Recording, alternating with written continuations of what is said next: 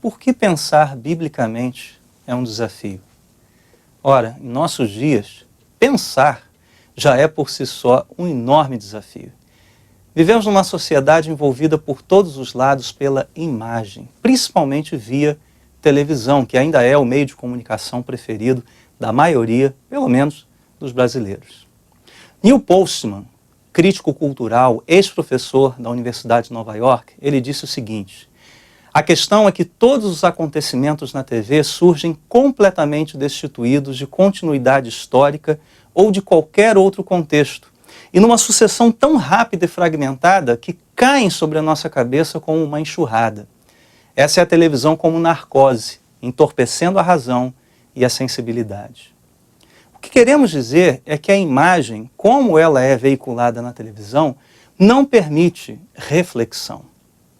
Agora, pensar biblicamente traz mais alguns desafios e eu vou mencionar pelo menos dois. Primeiro, vivemos também numa época na qual o conceito de verdade está sendo dilacerado. Não há para este mundo, claro, um padrão pelo qual podemos medir todas as coisas, um padrão de verdade. Tudo é fluido e a própria experiência espiritual contemporânea é uma mistura de elementos diversos. Toma-se um pouquinho de autoajuda, tempera-se com alguns versículos bíblicos, bebe-se do misticismo pagão, dos ensinamentos de algum guru, e cada um vai formando a sua própria identidade, de acordo com o gosto do freguês, aquela colcha de retalhos espiritual. Esse modo de pensar sobre a fé é típico dessa época que se chama pós-modernidade. E qual é o desafio aqui? Bom, nós evangélicos protestantes afirmamos que toda a Escritura é inspirada por Deus e constitui a verdade de Deus para a nossa vida, para toda a nossa vida. As Escrituras são as lentes pelas quais podemos ver o mundo. E essa afirmação parece óbvia, mas o que vemos é que os evangélicos em geral, é que essas lentes estão sofrendo com algum tipo de sujeira, ou pior, foram substituídas por outras, como por exemplo, a experiência. Um segundo desafio é que temos a tendência de dividir as coisas em compartimentos fragmentados, né? O secular de um lado e o sagrado do outro. E essa divisão é absolutamente artificial. Cristo é Senhor de tudo o que fazemos, tanto na igreja, sagrado, quanto fora dela, secular. Uma palavra de alerta aqui. Quando mencionamos a palavra pensar, muitos podem associá-la apenas àquele fazer teológico, né, que o cara fica ali pensando, né, sem nenhuma relação com a vida prática.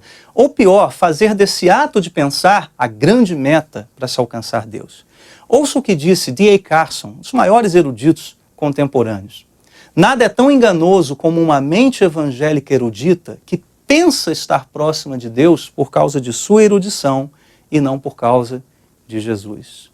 Estamos falando aqui, portanto, de algo que surge como uma experiência de um coração transformado pela graça de Deus. Dito isso, quero perguntar: como um livro cujo término de escrita ocorreu aproximadamente 2000 anos atrás, no âmbito de culturas, né, como a oriental, greco-romana, em línguas antigas, como é que esse livro pode nos ajudar hoje, no nosso tempo? Será que a Bíblia nos oferece uma maneira coerente, integral, de enxergar esse mundo? E em caso afirmativo, será que o que ela oferece pode ser posto em contato com os problemas de um mundo globalizado, consumista, regido pela imagem? Aqui estamos prontos para refletir sobre uma palavra muito importante: cosmovisão. Uma cosmovisão é um conjunto de pressuposições, hipóteses que podem ser verdadeiras ou totalmente falsas. Essas pressuposições nós sustentamos inconscientemente ou não, consistentemente ou não, sobre a formação básica do nosso mundo. Essa definição é de James Sire. E todo mundo tem uma cosmovisão, ainda que não saiba disso. O cristianismo verdadeiro, ele é mais do que um relacionamento com Jesus, que se expressa na sua vida de piedade, frequência à igreja, estudo bíblico, obras de caridade. É mais do que acreditar num sistema de doutrinas. O cristianismo genuíno é uma maneira de compreender toda a realidade. É um sistema de vida, uma cosmovisão. Essa frase é de Abraham Kuyper. Sim, cristianismo não é menos que oração, igreja, estudo, mas ele é mais do que isso. Em poucas palavras, fé cristã não é só a verdade de Deus para a área espiritual da nossa vida, mas é a verdade de Deus para todas as áreas da nossa vida.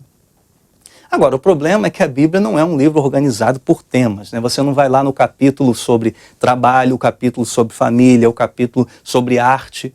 Todos esses assuntos estão lá, salpicados entre histórias de coragem, milagres, pecados, conquistas. A Bíblia é a grande história de Deus. A teologia reformada percebeu que essa história poderia ser dividida em 4 etapas, 4 marcos: criação, queda, redenção e consumação.